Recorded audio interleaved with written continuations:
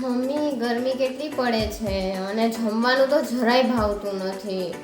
કંઈક ઠંડુ અને મીઠું એવું બનાવી દે ને. ઠંડુ અને મીઠું શું બનાવું? હા, શ્રીખંડ બનાવી શકાય. શ્રીખંડ ઠંડુ હોય, મીઠું મીઠું પણ હોય. ચાલો આપણે બનાવીએ ને એની રેસીપી આપણી યુટ્યુબ ફેમિલીને પણ દેખાડીએ. ચાલો બનાવીએ.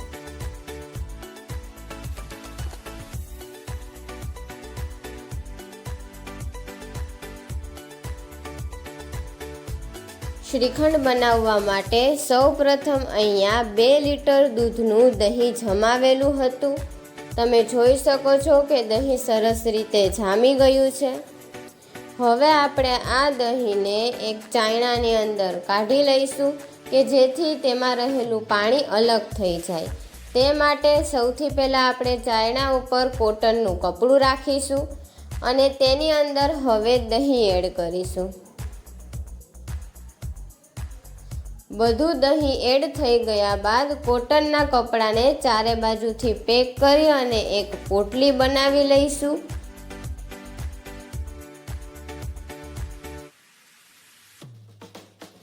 આવી રીતે આપણે પોટલી બનાવવાની છે. આ પોટલી બનાવાઈ જાય ત્યારબાદ તેમાંથી તમે જોઈ શકો છો કે દહીંનું પાણી જે છે તે નીકળી જાય છે અને આપણે આ દહીંને 8 કલાક માટે રાખવાનું છે અને દહીં ખાટું ન થાય તે માટે આપણે તેને ફ્રીજમાં રાખીશું. 8 કલાક થઈ ગઈ છે. હવે આપણે આ પોટલીને ખોલી લઈશું.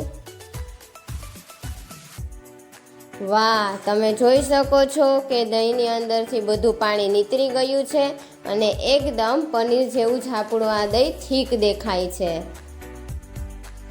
હવે આપણે આ દહીંને એક બાઉલની અંદર કાઢી લઈશું.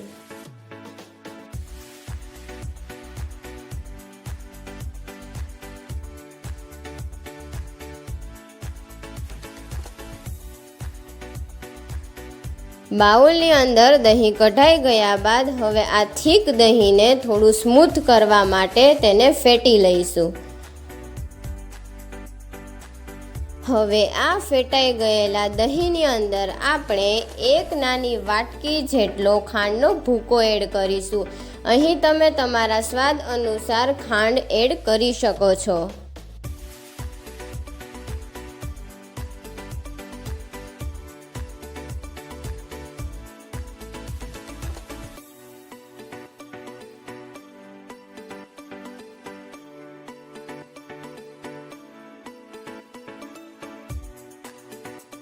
ખાંડનો ભૂકો શ્રીખંડની અંદર સરસ રીતે ભળી ગયા બાદ હવે આપણે તેની અંદર ઇલાયચીનો પાવડર એડ કરીશું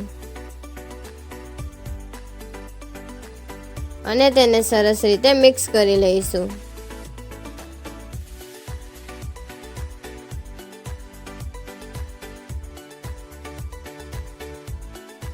હવે આપણે તેની અંદર કેસર એડ કરીશું. કેસર અમે પહેલેથી 2 ચમચી દૂધમાં પલાળી દીધું હતું, ત્યારબાદ તેને શ્રીખંડની અંદર એડ કર્યું છે.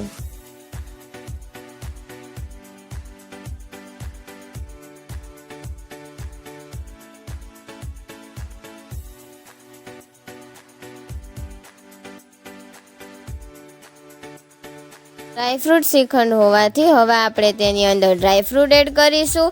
અહીંયા આપણે કાજુ, બદામ અને પિસ્તાની કતરી લીધી છે જે હવે આપણે એડ કરી લઈશું.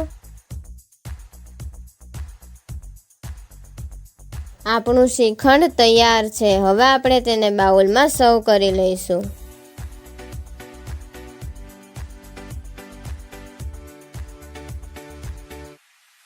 વાહ, તમે જોઈ શકો છો કે આપણું શ્રીખંડ કેટલું લઝીઝ અને સ્મૂથ બન્યું છે. હવે આપણે તેને કાજુ, બદામ અને પિસ્તાની કતરી વડે ગાર્નિશ કરી લઈશું.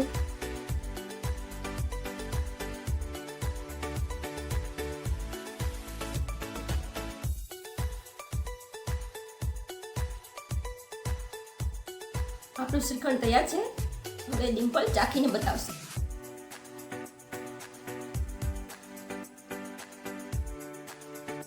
ડિલિશિયસ. ઠંડુ પણ છે, મીઠું પણ છે, ડ્રાયફ્રૂટ ને બધાનો મસ્ત સ્વાદ આવે છે. એકવાર ઘરે જરૂર ટ્રાય કરજો.